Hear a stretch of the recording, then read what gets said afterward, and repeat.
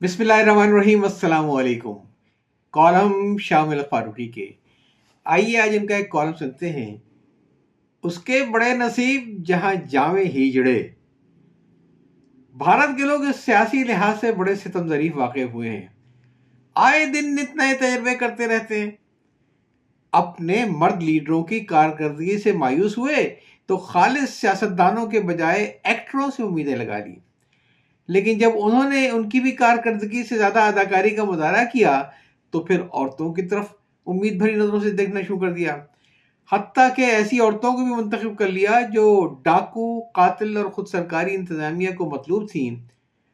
لیکن جب ان عورتوں نے بھی بھارتی ووٹروں کو ربڑی کی شیرنی میں ٹرکایا تو بہت مجبور ہو کر ہم نے آئین وفا بدلا کے مصداق انہوں نے مردوں کو مرد آباد کہا، عورتوں کو سیاسی طلاق دی، اب تیسری سمت یعنی ہجڑوں سے پیمان وفا باندھا ہے۔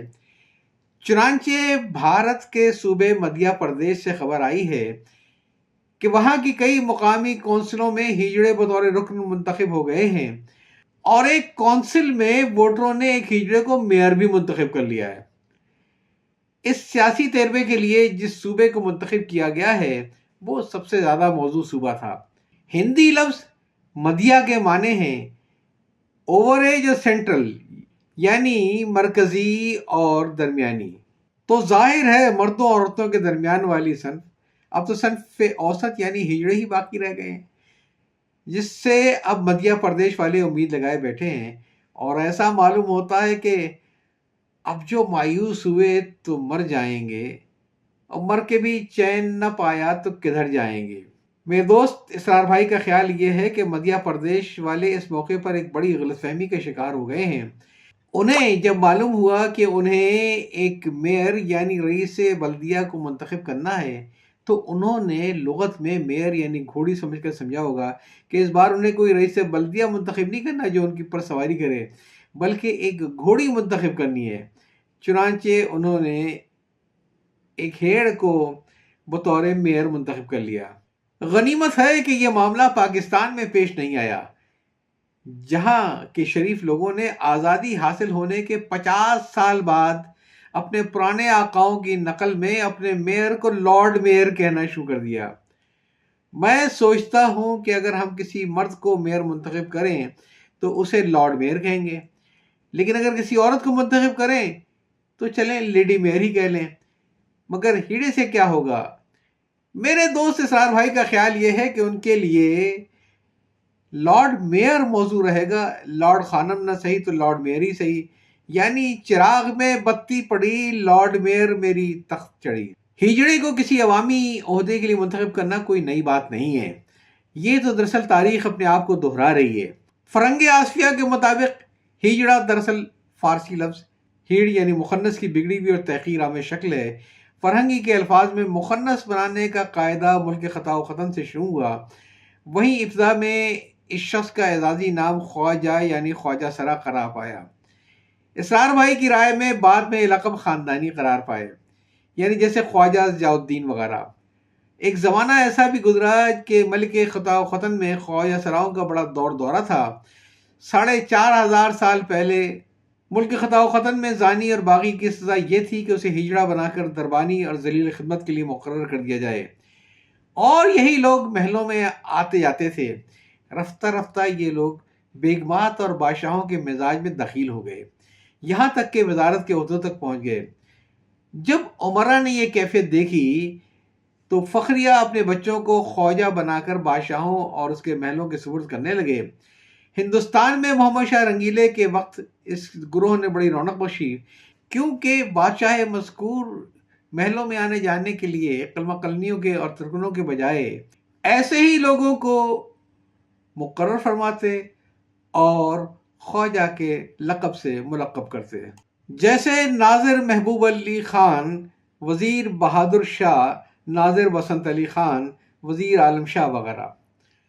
اس عہد میں جب کثرت سے یہ لوگ ہو گئے تو ان کی دیکھا دیکھی محمد شاہ کو بھی راگ رنگ کا بڑا شوق تھا، تو ان لوگوں نے ناچنا گانا اختیار کیا اور اپنا علیحدہ ہی فرقہ مقرر کر کے میر بھوجی ایک نشئی کو، جسے میر کھچڑی بھی کہنے لگے تھے، اپنا پیمبر قرار دیا، اور اب میر کھچڑی کی کڑھائی ان کی مشہور نیاز ہے، وغیرہ وغیرہ۔ ظاہر ہے جب شاہی ختم ہوئی تو وزارت وغیرہ کہاں بچتی، پھر ہیڑی کا کام نذیر اکبر آبادی کے زمان میں بس یہی رہ گیا، بیٹا ہو کسی کے جو سن پاویں ہی جڑے، سنتے ہی اس کے گھر میں پھر آ جاویں ہی جڑے، ناچیں بجا کے تالیاں اور گاویں ہی جڑے، لے لے کے بیل بھاؤ بھی بتلاویں ہی جڑے، اس کے بڑے نصیب جہاں جاویں ہی جڑے۔ اس سلسلے میں ایک لطیفہ یہ بھی مشہور ہے کہ کسی ریاست کے راجہ نے یہ فیصلہ کیا کہ یہ جو اتنے ہجڑے دن بھر گاتے بجاتے پھرتے ہیں، ان سے کوئی مفید کام لینا چاہیے۔ چنانچہ ان کی مرضی کے خلاف انہیں فوج میں بھرتی کر لیا گیا۔ دشمن کی فوج کا جب ان سے سامنا ہوا تو اگلی صف میں کھڑے ہجڑے بھاؤ بتا بتا کر گانے لگے، تالی بجاؤ موئے بھاگ جائیں ہجڑے، تالی بجاؤ موئے بھاگ جائیں ہجڑے۔ لیکن ہوا یہ کہ ان کی تالیوں کے باوجود موئے تو نہیں بھاگے، البتہ خود ہجڑے نے فوراً بھاگ کر اپنے پرانے دھندے میں لگ گئے، یعنی تالی بجانے لگے۔ اور اب تقریباً 150 برس کے بعد ہندوستانی جنتا یعنی عوام نے ایک بار پھر طے کر لیا ہے کہ اس گروہ سے کوئی مفید کام لیا جائے۔ ہندوستانی جنتا کا معاملہ بھی بڑا عجیب ہے، جو اس کبت یعنی شعر سے ظاہر ہے۔